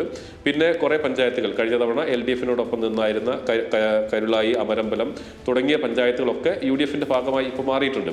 അപ്പം UDFനെ സംബന്ധിച്ചിടത്തോളം ഒരു ആത്മവിശ്വാസം തരുന്ന തരത്തിലാണ് തദ്ദേശ തെരഞ്ഞെടുപ്പിന്റെ ഫലം അവർക്ക് കാണുന്നത്. അവിടുത്തെ മൊത്തം വോട്ട് നോക്കുകയാണെങ്കിൽ 19,269 വോട്ടിന്റെ ഭൂരിപക്ഷം തദ്ദേശ തെരഞ്ഞെടുപ്പിൽ ഇപ്പോൾ നിലവിൽ അവിടെ UDFനുണ്ട്. അത് നമുക്ക് തദ്ദേശ തെരഞ്ഞെടുപ്പിലെ ഒരു ഫലം ഒരു നിയമസഭാ തെരഞ്ഞെടുപ്പിനെ അനുബന്ധമായി എടുക്കുക എന്നത് പിന്നെ അങ്ങനെ പരിഗണിക്കേണ്ടതില്ല. പക്ഷേ എങ്കിൽ പോലും UDFന് ആത്മവിശ്വാസം നൽകുന്ന തരത്തിലുള്ള കണക്കുകളാണത്. പക്ഷേ ഇത്തരം ഘടകങ്ങൾ ഞാൻ നേരത്തെ പറഞ്ഞതുപോലെയുള്ള അവിടെയുള്ള ഇവർ തമ്മിലുള്ള എതിർപ്പുകൾ, അങ്ങനെയുള്ള കാര്യങ്ങളൊക്കെ വർക്കൗട്ട് ആവുകയാണെങ്കിൽ LDFന് സ്വാഭാവികമായും പ്രതീക്ഷിക്കാൻ കഴിയും. അതായത് പൂർണ്ണമായും മലപ്പുറത്തെ ചില മണ്ഡലങ്ങൾ പോലെ ഒരു പ്രതീക്ഷയും വെക്കേണ്ടതില്ലാത്ത മണ്ഡലങ്ങൾ അല്ല നിലമ്പൂർ. നല്ലൊരു മത്സരം ഉണ്ടാക്കിയെടുക്കുകയും ഇത്തരം ഘടകങ്ങളൊക്കെ അനുകൂലമായി വരികയും ചെയ്തു കഴിഞ്ഞാൽ സ്വാഭാവികമായും അവർക്ക് വിജയപ്രതീക്ഷ വെക്കാൻ കഴിയുന്ന ഒരു മണ്ഡലം കൂടിയാണ്. ശരി, ശ്രീ പ്രശാന്ത്, ഈ പ്രസാദ് ഉടുമ്പശ്ശേരി പറഞ്ഞതുപോലെ ഒരു അൻവർ ഫാക്ടർ മണ്ഡലത്തിൽ വർക്കാകുമോ എന്നുള്ളതാണ്. അത് കാരണം ഇടതിനും വലതിനും വളരെ ശക്തനായ സ്ഥാനാർത്ഥിയായിട്ട് കൂടി അൻവർ മണ്ഡലത്തിൽ 19,760 വോട്ട് മണ്ഡലത്തിൽ പിടിച്ചിരുന്നു. ഈ വോട്ട് ഇത്തവണ അദ്ദേഹം മത്സരിക്കാത്തൊരു സാഹചര്യത്തിൽ ആർക്കായിരിക്കും നേട്ടമാകുക എന്നാണ് താങ്കൾക്ക് എന്താണ് തോന്നുന്നത്? വലിയൊരു വിഭാഗം വോട്ടുകൾ തിരിച്ച് LDFലേക്ക് തന്നെ മടങ്ങിപ്പോകുമെന്നാണ് എനിക്ക് തോന്നുന്നത്. അതിലുപരിയായിട്ട് ആര്യാടൻ ഷൗക്കത്തിൻ്റെ ഒരു വികസന പ്രവർത്തനം നിങ്ങൾ കൂടി വിലയിരുത്തേണ്ട സംഭവമുണ്ട്. കാരണം എന്താണെന്ന് വെച്ചാൽ അവിടുത്തെ ഈ ബസ് സ്റ്റാൻഡ് ബൈപ്പാസ് ഒരു പ്രധാനപ്പെട്ട വികസന പ്രവർത്തനമായിട്ട് ഷൗക്കത്ത് എൻ്റെ ഭരണകാലത്ത് വന്നിട്ടുണ്ട്. അതെന്താണെന്ന് വെച്ചാൽ അത് അൻവറിൻ്റെ കാലത്താണ് ബൈപ്പാസ് എന്നുള്ള ആശയം വന്നതും ആദ്യഘട്ടത്തിൽ LDF സർക്കാർ തുക അനുവദിച്ചതും. എന്നാൽ പിന്നീട് അൻവറിൻ്റെ ഉപതെരഞ്ഞെടുപ്പിന് ശേഷം ആര്യാടൻ ഷൗക്കത്ത് വന്നിട്ടും അത് കിഫ്ബിയിൽ നിന്നും മറ്റുമായി ഫണ്ട് അത് അവിടേക്ക് ചെലവഴിച്ചു. നമുക്കിപ്പോൾ മുമ്പ് കാണാൻ പറ്റാത്ത തരത്തിലുള്ള വികസന പ്രവർത്തനം അവിടെ ഇത് കൊണ്ടുവന്നു എന്നുള്ള ഒരു പ്രധാന ഘടകമുണ്ട്. അതിലുപരിയായിട്ട് പിന്നീട് LDFന് കഴിഞ്ഞ തദ്ദേശ തെരഞ്ഞെടുപ്പ് ഭയങ്കര കനത്ത ആഘാതമാണ് അവിടെ വരുത്തിയിട്ടുള്ളത്. കാരണം വെച്ചാൽ ബ്ലോക്ക് പഞ്ചായത്തിലൊരു അംഗം പോലും അവിടെ ഇല്ല. ഇത്തരം ഒരു സാഹചര്യം സ്വാഭാവികമായിട്ട് ആര്യാടൻ ഷൗക്കത്തിന് അനുകൂലമായിട്ടുള്ളൊരു സ്ഥിതി, അതിലുപരിയായിട്ട് മൊത്തത്തിലുള്ള ഒരു ഭരണവിരുദ്ധ വികാരം കൂടി കണക്കിലെടുക്കുമ്പോൾ സ്വാഭാവികമായിട്ട് ആര്യാടൻ ഷൗക്കത്തിന് അനുകൂലമായിട്ടുള്ളൊരു സ്ഥിതിയാണ് നിലമ്പൂർ കാണുന്നത്. ശരി, ഞാനൊരു ഈ മണ്ഡലചിത്രം പറയുമ്പോൾ ചില ചരിത്രം കൂടെ ഒന്ന് പറഞ്ഞു പോയാൽ നല്ല കൗതുകമായിരിക്കും പ്രേക്ഷകർക്കാണെങ്കിലും. ശ്രീ പ്രസാദ്, ഈ കക്ഷിരാഷ്ട്രീയ അധിഷ്ഠിതമായി തെരഞ്ഞെടുപ്പ് ചരിത്രം പോലും പഠിക്കാൻ ഉതകുന്ന ഒരു മണ്ഡലം തന്നെയാണ് സത്യത്തിൽ നിലമ്പൂർ. കുഞ്ഞാലി ഗംഗാധരൻ, കോൺഗ്രസ്, മുന്നണി സമവാക്യം തുടങ്ങി വലിയ രാഷ്ട്രീയ വഴി കാണാം. അങ്ങനെ ഒരു കനത്ത പോരാട്ട ചിത്രം കണ്ട മണ്ഡലമാണല്ലോ നിലമ്പൂർ. തീർച്ചയായും നിലമ്പൂർ മണ്ഡലം എന്ന് പറയുന്നത് മലപ്പുറം ജില്ലയിൽ തന്നെ ഏറ്റവും വലിയ പോരാട്ടങ്ങളൊക്കെ നടന്നിട്ടുള്ള ഒരു മണ്ഡലം തന്നെയാണ്. ഇപ്പോൾ സഖാവ് കുഞ്ഞാലി അദ്ദേഹമാണ് ആദ്യത്തെ അവിടുത്തെ MLA. പിന്നീട് കോൺഗ്രസ് അവിടെ വിജയിക്കുന്നുണ്ട്. ആര്യാടൻ മുഹമ്മദ് ഏറെക്കാലം ആ മണ്ഡലത്തിൽ നിന്നിരുന്നു. മുല്ലപ്പള്ളി മത്സരിച്ചിരുന്ന ഒരു മണ്ഡലം, അതോടൊപ്പം തന്നെ TK ഹംസ വിജയിച്ച മണ്ഡലം, ഈ ഇന്ദിരാഗാന്ധി പ്രചരണത്തിന് വന്നിരുന്ന മണ്ഡലം. അപ്പം അവിടുത്തെ പോരാട്ട ചരിത്രം എന്ന് പറയുന്നത് തെരഞ്ഞെടുപ്പ് ചരിത്രത്തിലാണെങ്കിൽ പോലും അത്രയേറെ മത്സരങ്ങൾ നിലമ്പൂരിലുണ്ട്. നിലമ്പൂർ സാധാരണ മലപ്പുറത്തെ മറ്റ് മണ്ഡലങ്ങൾ പോലെയല്ല. അവിടെ എല്ലാ വിഷയങ്ങളും, ഇപ്പോൾ മലയോര മേഖലയിലുള്ള പ്രശ്നങ്ങൾ ചർച്ച ചെയ്യുന്ന ഒരു മണ്ഡലമാണ്. അതോടൊപ്പം മറ്റു വിഷയങ്ങൾ ഒക്കെ ചർച്ച ചെയ്യുന്ന ഒരു മണ്ഡലമാണ്. അപ്പം ഈ നിലമ്പൂരിനെ സംബന്ധിച്ചിടത്തോളം ഈ ഒരു പോരാട്ടങ്ങൾ, അതുകൊണ്ടുകൂടിയാണ് നമ്മൾ പറയുന്നത് മലപ്പുറത്തെ അല്ലെങ്കിൽ മുസ്ലിം ലീഗിനോ അല്ലെങ്കിൽ UDFനോ വലിയ സ്വാധീനമുള്ള ഒരു മണ്ഡലത്തെ വിലയിരുത്തുന്നത് പോലെ നമുക്ക് നിലമ്പൂരിനെ വിലയിരുത്താൻ കഴിയില്ല. ആളുകൾ പാർട്ടിയിൽ തന്നെ, ഇപ്പം LDFിലാണെങ്കിലും UDFിലാണെങ്കിലും എതിർപ്പുകളുണ്ടെങ്കിൽ തുറന്നു പറയുകയും പരസ്യമായി രംഗത്ത് വരികയും ഒക്കെ ചെയ്യുന്നതാണ്. അങ്ങനെ TK ഹംസയൊക്കെ പുറത്തു വരുന്നതൊക്കെ അങ്ങനെയാണ്. പിന്നീട് അദ്ദേഹം അവിടെ മത്സരിക്കുന്നു, വിജയിക്കുന്നു. അതോടൊപ്പം തന്നെ ആര്യാടൻ മുഹമ്മദിനെതിരെ വലിയൊരു വിഭാഗം കോൺഗ്രസിനകത്ത് തന്നെ അവിടെ ഉണ്ടാകുന്നുണ്ട്. ആ വിഭാഗം ഇപ്പോഴും സജീവമാണെന്ന് വിശ്വസിക്കുന്ന ഒരു ആളുകളുണ്ട്. അതുകൊണ്ട് തന്നെ ഞാൻ തുടക്കത്തിൽ പറഞ്ഞത്, അപ്പോൾ ആര്യാടൻ ഷൗക്കത്തിനെതിരെ ഇപ്പോൾ അൻവർ പിടിച്ചിട്ടുള്ള 20,000 വോട്ടിൽ സ്വാഭാവികമായും അദ്ദേഹത്തിന്, അതായത് PV അൻവറിന് LDFിൽ നിന്ന് കുറേ വോട്ടുകൾ സമാഹരിക്കാൻ അന്ന് കഴിഞ്ഞതുപോലെ തന്നെ UDFിൽ നിന്നും ഷൗക്കത്തിനെതിരായിട്ടുള്ള വോട്ടുകൾ കൂടി സമാഹരിക്കാൻ കഴിഞ്ഞിട്ടുണ്ട്. അതല്ലെങ്കിൽ കഴിഞ്ഞ തവണ ഷൗക്കത്തിനെതിരായ വോട്ടുകൾ M സ്വരാജിലേക്ക് പോകേണ്ടിയിരുന്നു. അത് M സ്വരാജിലേക്ക് പോകുന്നതിന് പകരം അത് PV അൻവറിലേക്ക് കൊണ്ടുകൂടിയാണ് ആര്യാടൻ ഷൗക്കത്ത് കഴിഞ്ഞ തവണ അവിടെ വിജയിച്ചിട്ടുള്ളത്. അതിനു മുമ്പ് PV അൻവറിനോട് ആര്യാടൻ ഷൗക്കത്ത് പരാജയപ്പെട്ടതാണ്. അപ്പം അത്തരം ഘടകങ്ങളെല്ലാം ഇതിൻ്റെ ഭാഗമായി മാറുന്നതാണ്. അപ്പോൾ ഈ പോരാട്ടങ്ങൾ എന്ന് പറയുന്നത് അവിടെ ആരും അവസാനം വീഴുന്നത് വരെയും പോരാട്ടം തുടരുന്ന ഒരു മണ്ഡലമാണ് നിലമ്പൂർ എന്നുള്ളതാണ് അതിൻ്റെ ഒരു ചരിത്രം. ഓക്കെ, ഇനി നമ്മൾ അടുത്ത മണ്ഡലത്തിലേക്ക് പോവുകയാണ്. അടുത്ത മണ്ഡലം പൊന്നാനിയാണ്. തെരഞ്ഞെടുപ്പ് ചരിത്രം നോക്കിയാൽ CPIMനും കോൺഗ്രസിനും മുസ്ലിം ലീഗിനും എല്ലാം അവസരം നൽകിയിട്ടുള്ള മണ്ഡലമാണ് പൊന്നാനി. കഴിഞ്ഞ 20 വർഷമായി മണ്ഡലം CPIMന്റെ കയ്യിലാണ്. ജില്ലയിൽ CPIMന് ഏറ്റവും ശക്തമായ സ്വാധീനമുള്ള ഇടം കൂടിയാണ് പൊന്നാനി. സ്ഥാനാർത്ഥി നിർണയത്തിനെതിരെ പാർട്ടിയുടെ താഴെത്തട്ടിൽ അഭിപ്രായ വ്യത്യാസങ്ങൾ ശക്തമാണെന്ന വിവരങ്ങളും ഈ ഘട്ടത്തിലൊക്കെ പുറത്തു വരുന്നുണ്ട്. എന്തായാലും പൊന്നാനി അസംബ്ലി മണ്ഡലം 2021 നിയമസഭാ തെരഞ്ഞെടുപ്പിൽ എങ്ങനെയെന്ന് പരിശോധിച്ചു കഴിഞ്ഞാൽ P. നന്ദകുമാറാണെന്ന് അവിടെ മത്സരിച്ചിരുന്നത്. അദ്ദേഹം 74,668 വോട്ടുകളാണ് അവിടെ നിന്നും നേടിയത്, 51.35%. മറ്റൊന്ന് AM രോഹിത്തായിരുന്നു UDFനായി മത്സരിച്ചിരുന്നത്. അദ്ദേഹം അവിടെ 57,625 വോട്ടുകൾ നേടിയിട്ടുണ്ട്, 39.63%. മറ്റൊന്ന് BDJ സ്ഥാനാർത്ഥിയായിരുന്നു. അവിടെ സുബ്രഹ്മണ്യൻ ചുങ്കപ്പള്ളിൽ ആണ് മത്സരിച്ചത്. അദ്ദേഹം അവിടെ ചെറിയ ശതമാനം വോട്ട് മാത്രം, 5.1% വോട്ടുകൾ, 7,419 വോട്ടുകളാണ് അവിടെ നേടിയിരിക്കുന്നത്. എന്തായാലും 17,043 എന്ന വലിയ ഭൂരിപക്ഷത്തിൽ തന്നെ P. നന്ദകുമാർ 2021 നിയമസഭാ തെരഞ്ഞെടുപ്പിൽ അവിടെ നിന്നും ജയിച്ചു കയറിയതായിട്ടാണ് കാണുന്നത്. മറ്റൊന്ന് ലോക്സഭാ തെരഞ്ഞെടുപ്പിലേക്ക് വരികയാണെങ്കിൽ 2024 ലോക്സഭാ തെരഞ്ഞെടുപ്പിൽ നേരത്തെ പറഞ്ഞതുപോലെ പൊന്നാനിയിൽ അബ്ദുസമദ് സമദാനിയാണ് പൊന്നാനിയിൽ നിന്നും നേടിയത്. 63,995 വോട്ടുകളാണ് നേടിയത്. മറ്റൊന്ന് CPIMന്റെ KS ഹംസയായിരുന്നു മത്സരിച്ചിരുന്നത്. അദ്ദേഹം അവിടെ നിന്ന് 48,579 വോട്ടുകൾ നേടി. BJPക്ക് അഡ്വക്കേറ്റ് നിവേദിതയായിരുന്നു മത്സരിച്ചിരുന്നത്. 20,115 വോട്ടുകളും നേടി. പൊന്നാനി 2024 ലോക്സഭാ തെരഞ്ഞെടുപ്പിൽ. മറ്റൊന്ന്, നമ്മളിനി തദ്ദേശ ചിത്രം പരിശോധിക്കുകയാണെങ്കിൽ പൊന്നാനി മുനിസിപ്പാലിറ്റി LDFിനൊപ്പമാണ്. അതിൽ മറ്റൊന്ന് UDF 16ഉം LDF 31 സീറ്റുകളാണ് അവിടെ നിന്നും നേടിയിരിക്കുന്നത്. ഇനി 2025 പ്രധാന പഞ്ചായത്തുകൾ ആർക്കൊപ്പം? 2020 പൊന്നാനി മുനിസിപ്പാലിറ്റി LDFിനൊപ്പമായിരുന്നു നിൽക്കുന്നത്. ഇനി പൊന്നാനി 2025 തദ്ദേശ തെരഞ്ഞെടുപ്പിൽ പ്രധാന പഞ്ചായത്തുകൾ ആർക്കൊപ്പം നിലനിൽക്കുന്നു എന്നുള്ളതിൽ UDFൻ്റെ ഒപ്പം 4 പഞ്ചായത്തുകളും LDFിനൊപ്പം 1 പഞ്ചായത്തുമാണുള്ളത്.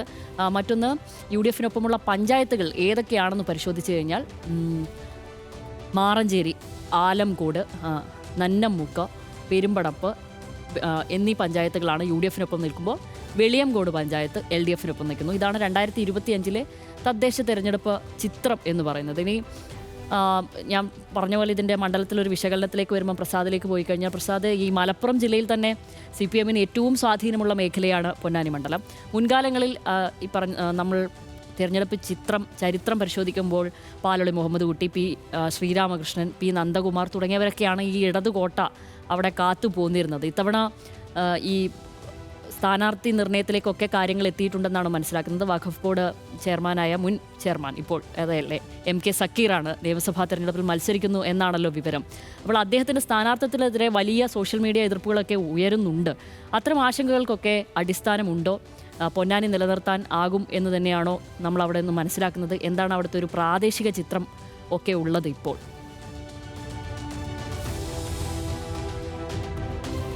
ശബരി, മലപ്പുറം ജില്ലയിൽ LDFന് നിലനിർത്താൻ വലിയ സാധ്യതകൾ ഉള്ള ഒരു മണ്ഡലം പൊന്നാനി തന്നെയാണ് എന്നുള്ള കാര്യത്തിലൊരു തർക്കവുമില്ല. നേരത്തെ പറയുന്ന പോലെ MK സക്കീർ വന്നതോടുകൂടി തന്നെ അവിടെ വലിയൊരു എതിർപ്പ് പ്രാദേശികമായി ഉയർന്നിട്ടുണ്ട്. അതിൻ്റെ ഒരു കാരണം അവർ പറയുന്നത്, MK സക്കീർ വഖഫ് ബോർഡിൻ്റെ ചെയർമാനാകുന്നു, അതിനു മുമ്പ് PS ബോർഡ് ചെയർമാനാകുന്നു, അദ്ദേഹം തന്നെ വീണ്ടും നിയമസഭയിലേക്ക് അദ്ദേഹത്തെ കൊണ്ടുവരുന്നു. അപ്പോൾ പ്രാദേശികമായ എതിർപ്പുകൾ മറികടന്നുകൊണ്ടാണ് MK സക്കീറിനെ അവിടെ സ്ഥാനാർത്ഥിയാക്കാനുള്ള ശ്രമം നടത്തുന്നത് എന്നുള്ളതാണ്. കഴിഞ്ഞ തവണ നന്ദകുമാറിനെ സ്ഥാനാർത്ഥിയാക്കുന്ന തൊട്ടു മുമ്പ് അദ്ദേഹത്തിന് അവിടെ MT സിദ്ദീഖിന് വേണ്ടി അദ്ദേഹത്തിന് സ്ഥാനാർത്ഥിയാക്കണമെന്ന് ആവശ്യപ്പെടുകയും പരസ്യമായി പ്രതിഷേധ പ്രകടനങ്ങൾ നടക്കുകയും നടപടികൾ ഉണ്ടാവുകയും ഒക്കെ ചെയ്തിട്ടുള്ളതാണ്.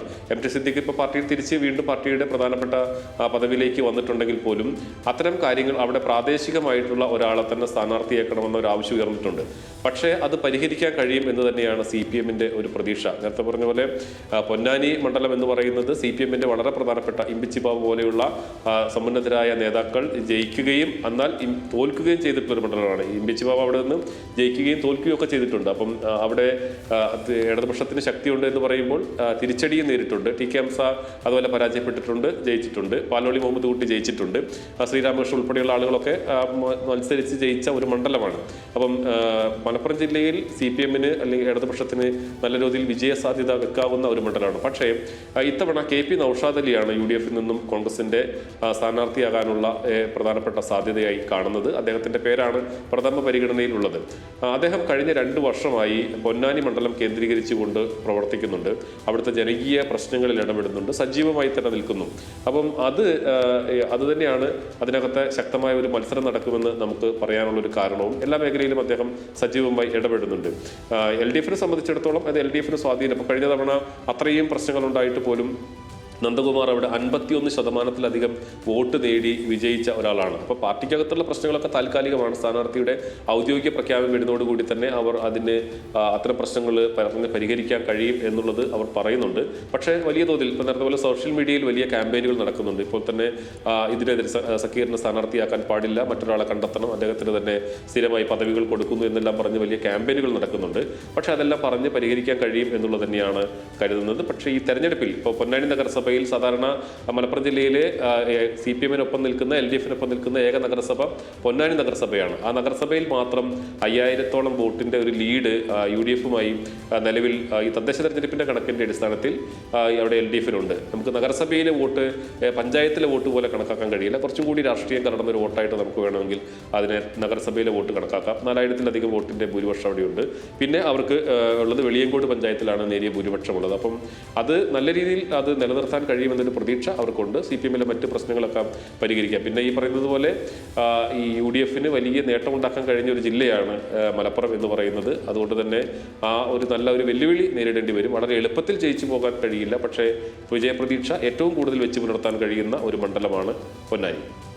ശരി പ്രസാദ്, എന്തായാലും LDF-ന്റെ ഒരു പ്രതീക്ഷകളെ പറ്റിയൊക്കെയാണ് സംസാരിച്ചത്. അപ്പോൾ ശ്രീ പ്രശാന്ത്, കഴിഞ്ഞ 20 വർഷമായി മണ്ഡലം LDF-നൊപ്പമാണ് പൊന്നാനി എന്നുള്ളത്.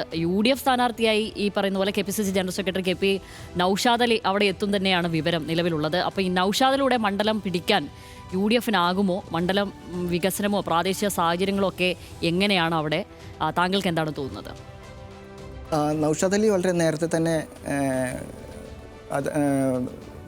നേരത്തെ തന്നെ പ്രവർത്തനം തുടങ്ങി കഴിഞ്ഞിട്ടുള്ള ഒരു വ്യക്തിയാണ്. വളരെ പ്രാദേശികമായിട്ട് ജനങ്ങളുമായിട്ട് ഇടപഴകി അവരുടെ പ്രശ്നങ്ങളിൽ ഇടപെട്ടുകൊണ്ടിരിക്കുന്ന ആളാണ്. സ്വാഭാവികമായിട്ട് UDF അതിൻ്റേതായ മെച്ചം UDF-ന് ഉണ്ടാവും എന്ന് ഉറപ്പാണ്.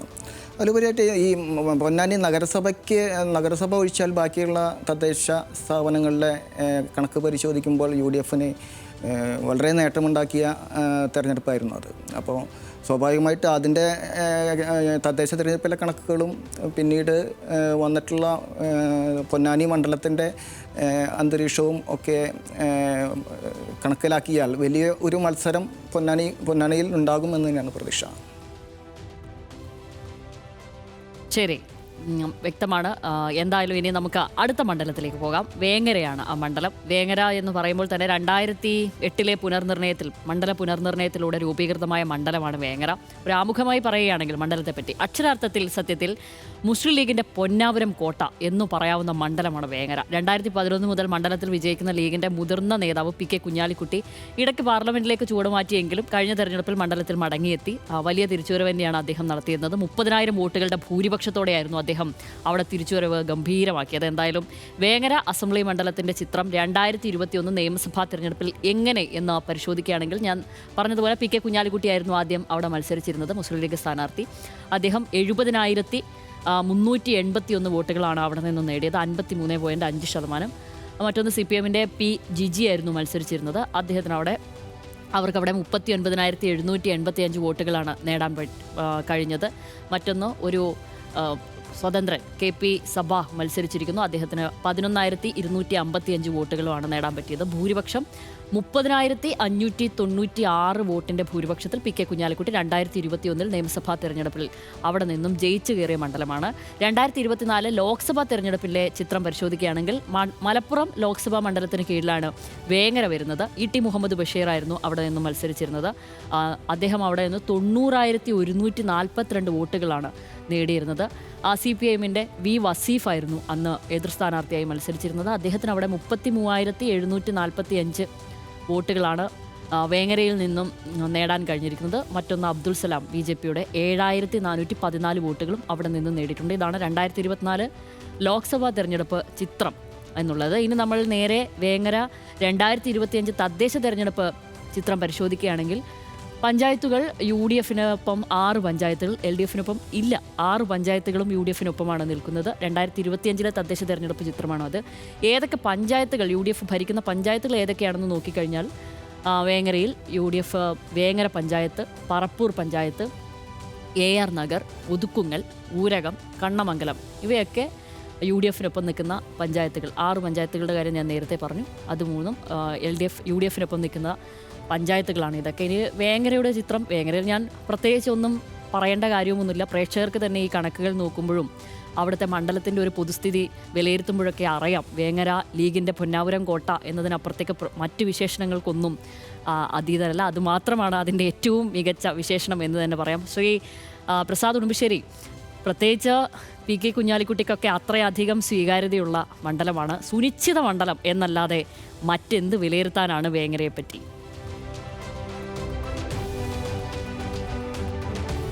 ശബരി ശരിയാണ്. വേങ്ങരെ പറ്റി പ്രത്യേകിച്ച് വേറൊന്നും പറയാനില്ല. വേങ്ങരെ പറ്റി എനിക്ക് പറയാനുള്ളത്, വ്യക്തിപരമായി പറയാനുള്ളത്, ഞാൻ അവിടെ ചെറുപ്പത്തിൽ പഠിച്ചു വളർന്ന എൻ്റെ അമ്മയുടെ വീട് ഉൾപ്പെടുന്ന ഒരു മണ്ഡലമാണ്. അവിടെ പ്രത്യേകിച്ച് അട്ടിമറികളൊന്നും തന്നെ സംഭവിക്കാനില്ല എന്ന് തന്നെയാണ് പറയുന്നത്. നമ്മളിത് പറയുമ്പം ഈ തെരഞ്ഞെടുപ്പിൻ്റെ സാധ്യതകൾ മനസ്സിലാക്കിക്കൊണ്ട് തന്നെയാണ് നമ്മളത് പറയുന്നത്. അവിടെ അത്രയേറെ ഭൂരിപക്ഷത്തോടു കൂടി UDF നിൽക്കാൻ കഴിയുന്ന ഒരു മണ്ഡലമാണ്. അപ്പം കഴിഞ്ഞ തവണ അതിനകത്ത് ഒരു മാറ്റമുണ്ടായതെന്ന് പറയുന്നത്, അവിടെ സ്വതന്ത്ര സ്ഥാനാർത്ഥിയായി മത്സരിച്ച KP സഭാവ്, അദ്ദേഹം 11,255 വോട്ടുകൾ ഒറ്റയ്ക്ക് മത്സരിച്ച് LDF നിന്നും UDF ഒപ്പം മൂന്നാമതായി മത്സരിച്ച് നേടാൻ കഴിഞ്ഞു എന്നുള്ളതാണ്. അദ്ദേഹമായിരിക്കും ഇത്തവണ LDF സ്ഥാനാർത്ഥി. അപ്പോൾ അതാണ് LDF ഒരു കുറച്ചുകൂടി വോട്ട് നേടാൻ കഴിയും, ഒരു നല്ല ഫൈറ്റ് ഉണ്ടാക്കിയെടുക്കാൻ കഴിയും എന്നൊരു പ്രതീക്ഷ ഈ ഇദ്ദേഹത്തിൻ്റെ സ്ഥാനാർത്ഥിത്വത്തിലൂടെ വരും എന്നുള്ളത് തന്നെയാണ്. അവിടെ മത്സരിക്കുക ഏറെക്കുറെ PK കുഞ്ഞാലിക്കുട്ടി തന്നെ ആയിരിക്കും എന്നുള്ളത് ഉറപ്പായി കഴിഞ്ഞിട്ടുണ്ട്. അല്ലെങ്കിൽ PK കുഞ്ഞാലിക്കുട്ടിയും മലപ്പുറത്തേക്ക് മാറാനുള്ള സാധ്യതയുണ്ട്. PK കുഞ്ഞാലിക്കുട്ടി മലപ്പുറത്തേക്ക് മാറിയാലും ഇല്ലെങ്കിലും വേങ്ങരയിൽ പ്രത്യേകിച്ചൊന്നും സംഭവിക്കാനില്ല. അവിടെ UDF വലിയ വിജയം തന്നെ കിട്ടാവുന്ന ഒരു മണ്ഡലമാണ്. പഞ്ചായത്ത് തെരഞ്ഞെടുപ്പിലാണെങ്കിലും ലോക്സഭാ തെരഞ്ഞെടുപ്പിലാണെങ്കിലും അത്രയേറെ ഭൂരിപക്ഷമുള്ള ഒരു പഞ്ചായത്താണ്. അവിടെ ഈ LDF കൊണ്ട് ചെയ്യാൻ കഴിയുന്നത്, അവിടെ അവർക്കൊരു വലിയ ഭൂരിപക്ഷത്തിലേക്ക് പോകാൻ കഴിയാത്ത തരത്തിൽ ഒരു നല്ല ഫൈറ്റ് ഉണ്ടാക്കിയെടുക്കുക എന്നുള്ളത് തന്നെയാണ്. അതിന് പറ്റിയൊരു സ്ഥാനാർത്ഥിയെ അവർ കണ്ടെത്തി കഴിഞ്ഞിട്ടുണ്ട്. KP സഭാവ് അതിന് പറ്റിയൊരു സ്ഥാനാർത്ഥിയാണ് എന്നുള്ളത് തന്നെയാണ് അവർ വിശ്വസിക്കുന്നത്. ആ രീതിയിലൊരു പോരാട്ടം നമുക്ക് അവിടെ കാണാൻ കഴിയും. എത്രയാണ് അവിടുത്തെ UDF എങ്ങനെയാണ് ഒരു വിജയം വരുന്നത് എന്നുള്ളത് കൂടി നമുക്ക് നോക്കിയിരുന്ന് കാണാം. കൂടുതൽ നമ്മളൊരു വിശകലനം നടത്തി LDF എന്തെങ്കിലും സാധ്യതയുണ്ടെന്നൊക്കെ പറയുന്നത് ഇത് കാണുന്ന പ്രേക്ഷകർക്ക് ചിരിക്കാനുള്ള വകയാവും എന്നുള്ളത് കൊണ്ട് നമ്മൾ അതിനെക്കുറിച്ചൊന്നും പറയുന്നില്ല. അത് UDF ഒരു ഉറച്ച കോട്ട തന്നെയാണ്. തീർച്ചയായും. എന്തായാലും അത്ര കൗതുകങ്ങളല്ലാതെ മറ്റൊന്നും നമുക്ക്, അല്ലെങ്കിൽ അവരുടെ നേട്ടങ്ങളല്ലാതെ മറ്റൊന്നും വേങ്ങരയിൽ നിന്ന് പറയാനൊന്നുമില്ല. എങ്കിലും പ്രശാന്തിലേക്ക് ഞാനൊന്ന് പോകുമ്പോൾ, പ്രശാന്തെ, ഈ വേങ്ങരയിൽ നിന്ന് കുഞ്ഞാലിക്കുട്ടി ലോക്സഭയിലേക്ക് പോകുന്നതും അദ്ദേഹത്തിൻ്റെ തിരിച്ചുവരവും മത്സരവും ഒക്കെയാണ് മണ്ഡലത്തെ സംബന്ധിച്ചുള്ള ഒരു കൗതുകം എന്ന് പറയുന്നത്. ആ സമയത്ത് പോലും മറ്റൊരാൾ നിൽക്കുമ്പോൾ ഭൂരിപക്ഷം അല്പം അങ്ങോട്ടും ഇങ്ങോട്ടും ഒന്ന് മാറുകൾ ഇച്ചിരി കുറവാണെങ്കിൽ പോലും ലീഗ് സ്ഥാനാർത്ഥി ബഹുദൂരം മുന്നിലാകുന്നതാണ് നമ്മളെപ്പോഴും കാണാറ്. അങ്ങനെയല്ലേ? അങ്ങനെ തന്നെയാണ്. പക്ഷേ ഇത് ഒന്ന് എടുത്തു പറയാനുള്ളത്, പ്രാദേശിക വിഷയങ്ങളിൽ കുഞ്ഞാലിക്കുട്ടി കാര്യമായി ഇടപെട്ടിട്ടില്ല എന്നുള്ളത് പ്രാദേശിക തലത്തിലെ വിമർശനം ഉണ്ടാവാറുണ്ട്. സ്വാഭാവികമായിട്ട് മിനി സിവിൽ സ്റ്റേഷൻ്റെ അത് കുറേ കാലമായിട്ട് പറഞ്ഞു വരുന്നത്, അതൊന്നും യാഥാർത്ഥ്യമായില്ല എന്നുള്ള പരാതി നാട്ടുകാർ ഉന്നയിച്ചിരുന്നു. പിന്നെ അതേപോലെ തന്നെ ഫയർ സ്റ്റേഷൻ, അതായത് യൂണിവേഴ്സിറ്റിയായിട്ട് ബന്ധപ്പെട്ട് കിടക്കുന്ന ഒരു ഫയർ സ്റ്റേഷൻ വേണമെന്നുള്ളത് ദീർഘനാളത്തെ ആവശ്യമായിരുന്നു. അതും യാഥാർത്ഥ്യമായിട്ടില്ല. ഇത്തരം ചില പ്രാദേശിക വിഷയങ്ങൾ കുഞ്ഞാലിക്കുട്ടിക്ക് എതിരായിട്ട് ഉയരുന്നുണ്ട്. അത് നമ്മുടെ പ്രാദേശിക പല പേജുകളിലും ഒതുങ്ങിപ്പോകുന്നു എന്ന് മാത്രം. ഇത് ഒഴിച്ചാൽ വേറെ നമുക്ക് പ്രത്യേകിച്ചൊന്നും ഇതിനെ പറ്റിയിട്ട് പറയാനില്ല. ഇത് സ്വഭാവ കൊണ്ടുവഴിക്കൽ എന്നുള്ളത് അവിടെ വളരെ സ്വീകാര്യനായ പൊതുസമ്മതനായ ഒരു നേതാവിനെയാണ് LDF സ്ഥാനാർത്ഥിയായിട്ട് കണ്ടെത്തിയിട്ടുള്ളത്. സ്വാഭാവികമായിട്ട് LDF വോട്ടിന് ഒരു ചെറിയ അതിൻ്റെ ഒരു വർധനവുണ്ടാകാൻ സാധ്യതയുണ്ട്. ഓക്കെ, പിന്നെ നമ്മൾ പരിശോധിക്കുന്ന മണ്ഡലം മലപ്പുറം. മുസ്ലിം ലീഗിൻ്റെ ഇളക്കം തട്ടാത്ത കോട്ടയാണ് മലപ്പുറം. 1957 മുതൽ എല്ലാ തെരഞ്ഞെടുപ്പുകളിലും ലീഗ് അല്ലാതെ മറ്റാരും ഇവിടെ ജയിച്ചിട്ടില്ല. 2011 മുതൽ P ഉബൈദുള്ളയാണ് മണ്ഡലത്തെ പ്രതിനിധീകരിക്കുന്നത്. LDF നിന്ന് ഇവിടെ മത്സരിക്കുന്ന CPIM എന്തെങ്കിലും വെല്ലുവിളി ഉയർത്താനാകുമോ എന്നതാണ് വരുന്ന തെരഞ്ഞെടുപ്പിൽ നമ്മൾ അറിയേണ്ടത്. അതിനാണ് ഉറ്റുനോക്കുകയും ചെയ്യുന്നത്. സാധ്യത ഉണ്ടോ എന്നൊന്നും സാധ്യതയില്ല എന്ന് തന്നെ ഒറ്റ വാചകത്തിലും ഒറ്റ ഉത്തരവുമായി വേണമെങ്കിൽ പറയാം. എങ്കിലും ഇനി നമ്മൾ മലപ്പുറം അസംബ്ലി മണ്ഡലം 2021 നിയമസഭാ തെരഞ്ഞെടുപ്പിൽ എങ്ങനെയായിരുന്നു അവിടുത്തെ കക്ഷിനില എന്നൊക്കെ നോക്കുമ്പോൾ P ഉബൈദുള്ളയാണ് മത്സരിച്ചത്. ഞാൻ നേരത്തെ പറഞ്ഞതുപോലെ ലീഗിൻ്റെ സ്ഥാനാർത്ഥി 93,166 വോട്ടുകളാണ് അദ്ദേഹം അവിടെ നിന്ന് നേടിയത്. 57.57%. പാലോളി അബ്ദുറഹിമാനാണ് CPIM സ്ഥാനാർത്ഥിയായി മത്സരിച്ചത്. അദ്ദേഹം 57,958 വോട്ടുകൾ അവിടെ നിന്നും നേടിയിട്ടുണ്ട്. 35.82%. മറ്റൊന്ന് BJP സ്ഥാനാർത്ഥി A സേതുമാധവൻ. അദ്ദേഹം 5,883 വോട്ടുകൾ അവിടെ നിന്നും സമാഹരിച്ചിട്ടുണ്ട്.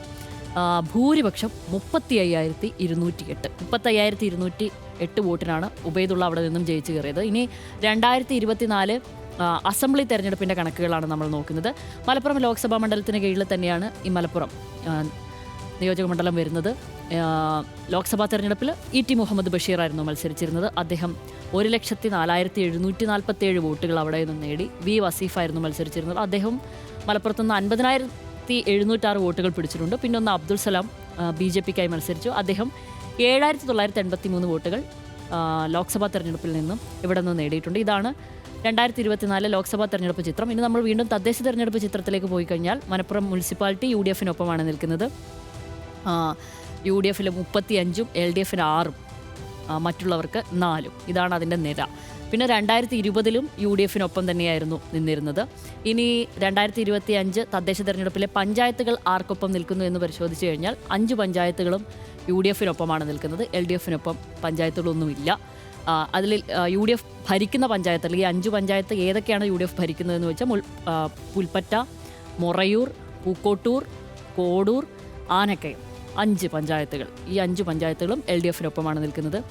ഇതാണ് ഈ മലപ്പുറത്തിൻ്റെ ഒരു ചിത്രം എന്നുള്ളത്. പ്രസാദ് ഉടുമ്പശ്ശേരിയിലേക്ക് ഞാൻ വീണ്ടും പോവുകയാണ്. പ്രസാദ്, മലപ്പുറമൊക്കെ ഇളക്കം തട്ടാത്ത കോട്ട തന്നെയാണ്.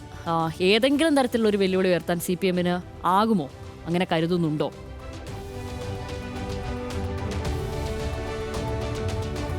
ഇല്ല, അങ്ങനെ ഏതെങ്കിലും തരത്തിലൊരു വെല്ലുവിളി ഉയർത്താൻ കഴിയുന്ന ഒരു മണ്ഡലമല്ല മലപ്പുറം എന്ന് പറയുന്നത്. മലപ്പുറത്തിൻ്റെ സ്വഭാവം അങ്ങനെയാണ്. അത്രയേറെ UDF ശക്തമായി നിൽക്കുന്ന മുസ്ലിം ലീഗിൻ്റെ ഒരു ശക്തി കേന്ദ്രം എന്ന് തന്നെ പറയാവുന്ന ഒരു മണ്ഡലം.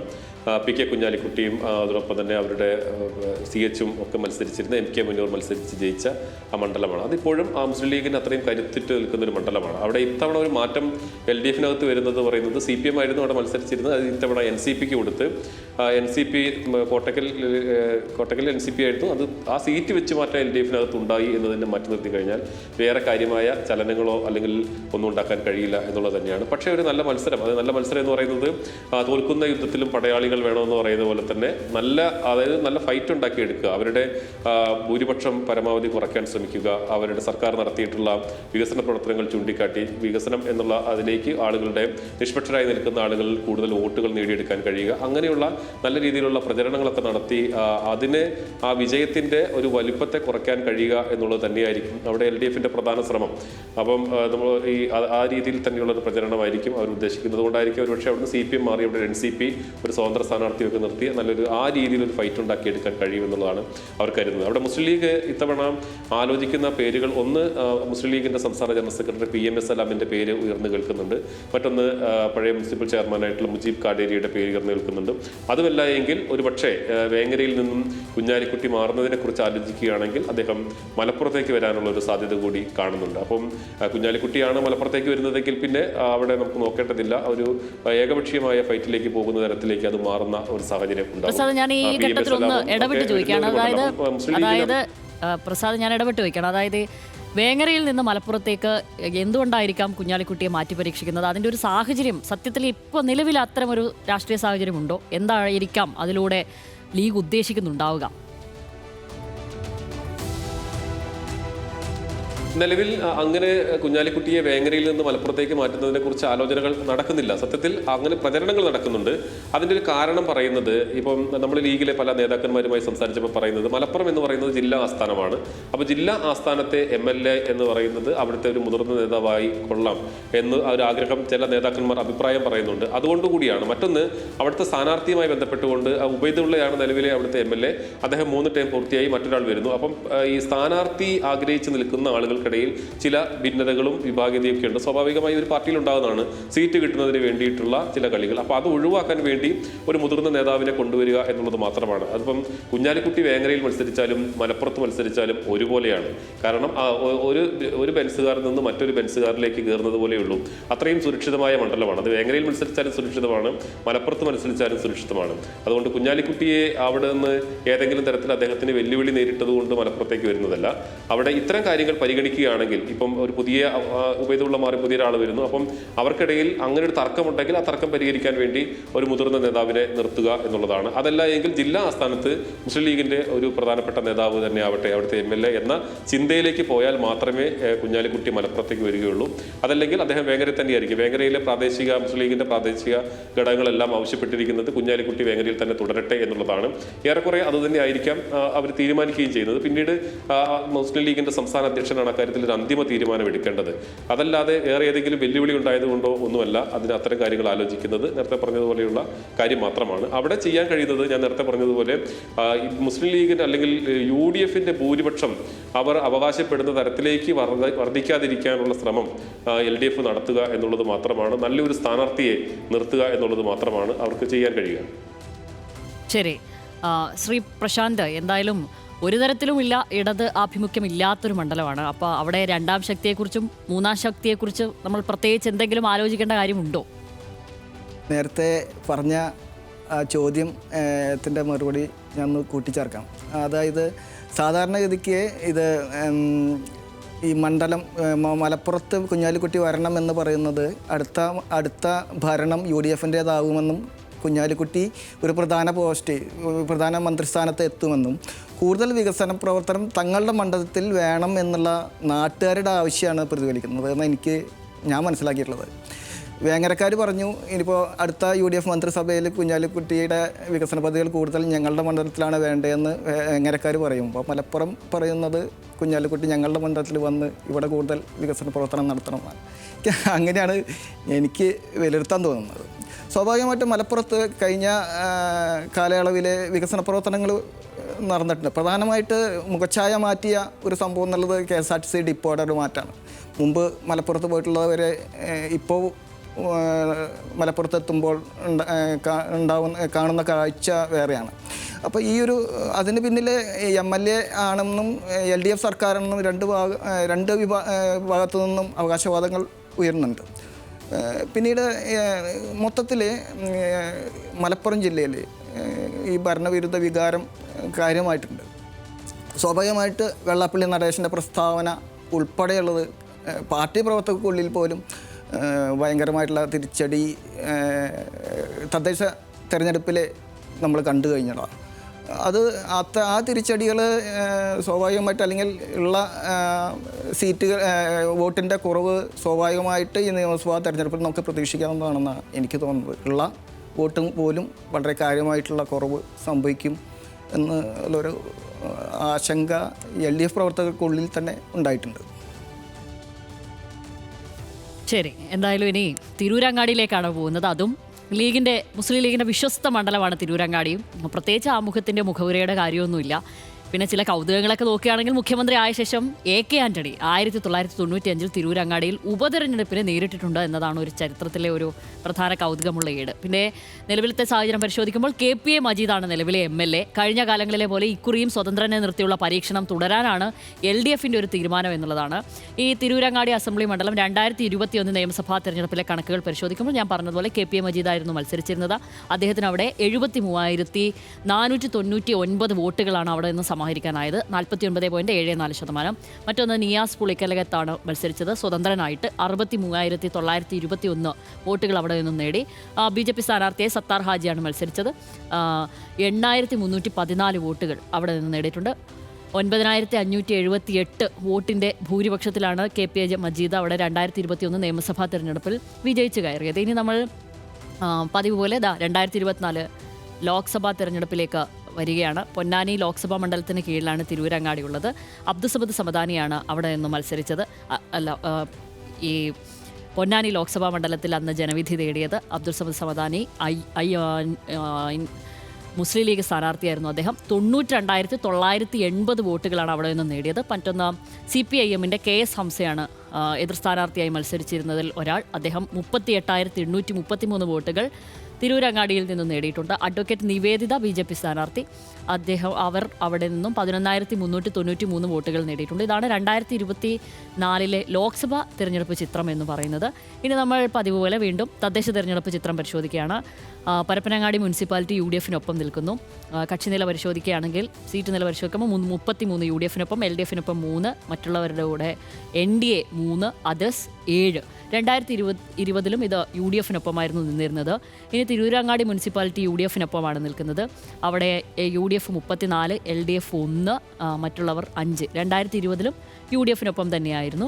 ഇനി തിരൂരങ്ങാടി 2020-25 തദ്ദേശ തെരഞ്ഞെടുപ്പിൽ കണക്കുകൾ പരിശോധിക്കുകയാണെങ്കിൽ പഞ്ചായത്തുകൾ നമുക്കൊന്ന് പരിശോധിച്ചാൽ UDF-നൊപ്പം 4 പഞ്ചായത്തുകൾ നിൽക്കുന്നു എന്നുള്ളതാണ്. അപ്പോൾ UDF-നൊപ്പം നിൽക്കുന്ന പഞ്ചായത്തുകൾ ഏതൊക്കെയാണെന്ന് പരിശോധിച്ച് കഴിഞ്ഞാൽ നന്നമ്പ്ര, എടരിക്കോട്, തെന്നല, പെരുമണ്ണക്ലാരി, ഇത്രയാണ് തിരൂരങ്ങാടിയിൽ UDF-നൊപ്പം നിൽക്കുന്ന പ്രധാനപ്പെട്ട പഞ്ചായത്തുകൾ എന്ന് പറയുന്നത്. ഇനി വീണ്ടും ഞാൻ പ്രസാദിലേക്ക് വരികയാണ്. പ്രസാദ്, ഇത്തവണയും ഒരു സ്വതന്ത്രനെ മത്സരിപ്പിക്കാനാണല്ലോ LDF-ൻ്റെ ശ്രമമുള്ളത്. എന്തായാലും വിശ്വസ്ത മണ്ഡലമായിട്ടും കഴിഞ്ഞ തവണ 9,578 വോട്ടാണ് ഭൂരിപക്ഷം. അപ്പോൾ ഒരു ഫൈറ്റിനുള്ള സാധ്യതയെങ്കിലും ഉണ്ടോ ഈ മണ്ഡലത്തിൽ?